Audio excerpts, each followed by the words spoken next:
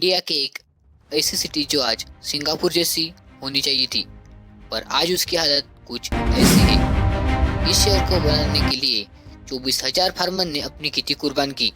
Most attractive capital बनने वाली थी ये जगह। यहाँ वाटर टैक्सेस होती, हर चीज सोलर एनर्जी से चलती। हम बात कर रहे हैं अमरावती के बारे में।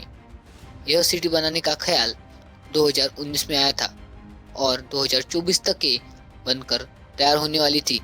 इस सिटी को 2019 में बनाने का बजट 50,000 करोड़ होने वाला था। इस प्रोजेक्ट की प्लानिंग सिंगापुर की दो बड़ी कंपनियां कर रही थी। 2014 में आंध्र प्रदेश से तेलंगाना राज्य अलग हो गया और तब से हैदराबाद अगले 10 साल तक इन दोनों राज्यों की राजधानी है और 10 साल बाद यानी 2024 में हैदराबाद तेलंगाना की राजधानी बन जाएगी और तब आंध्र प्रदेश को अपनी खुद की राजधानी बनानी पड़ेगी। तब वहाँ के मुख्यमंत्री चंद्रबाबू नायडू थे। इन्होंने ही हैदराबाद को आईटी शहर बनवाने में मदद की। इस वजह से वहाँ की जनता उन पर खुश थी।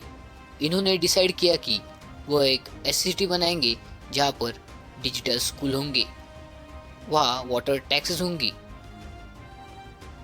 ट्रांसपोर्ट के लिए एक अलग सड़कें होंगी। यह सिटी कृष्णा नदी के साउथ में 217 किलोमीटर में बसने वाली थी।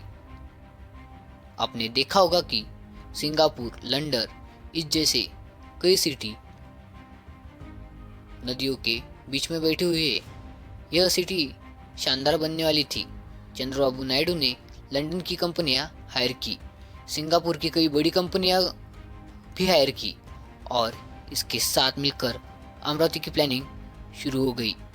1 अक्टूबर 2015 को मोदी जी ने इस काम का उद्घाटन किया और ये काम चालू हो गया। टेम्परेरी वहाँ की विधानसभा टेम्परेरी हाई कोर्ट बन गया था। कई बिल्डिंग का बेसमेंट हो चुका था और कई काम चालू हो चुके थे। गवर्नमेंट एम्प्लॉयज के, जजेस के, कई विधायकों के बंगले बनना चालू हो चुके थे। रोड बन गई थी। इन सब चीज़ों में 10,000 करोड़ खत्म हो गए। तभी कई कंपनियां वहाँ अपना पैसा इन्वेस्ट करती है। फॉरेन की कंपनियां आई। चंद्रबाबू नायडू ने अपना वर्ल्ड बैंक से पैसे लिए और काम फिर से चालू हो गया।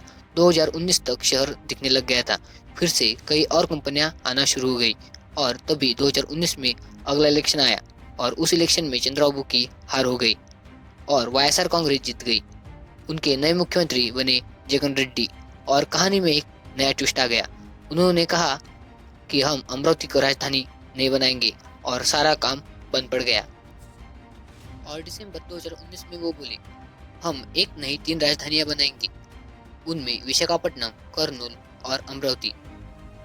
यानी अमरावती को इतना इम्पोर्टेंस नहीं रहने वाला था। उन्होंने लोगों से समझाते हुए कहा, साउथ अफ्रीका में भी ऐसे 3 कैपिटल है, हम भी 3 कैपिटल बनाएंगे। और तब से अमरावती एक खंडर सा बन गया।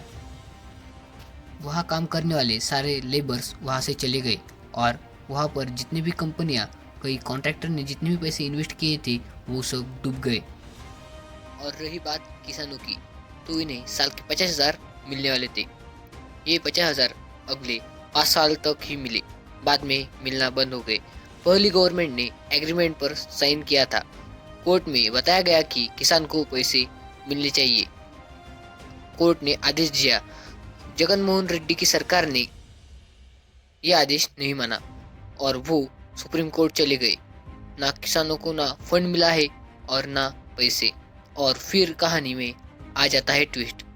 और 2024 में 4 जून को रिजल्ट आया और फिर आंध्र प्रदेश में वापस चंद्रबाबू नायडू की गवर्नमेंट आ गई। चंद्रबाबू नायडू ने स्टेटमेंट दिया कि अमरावती को ही कैपिटल बनाएंगे और तब से काम शुरू हो चुका है।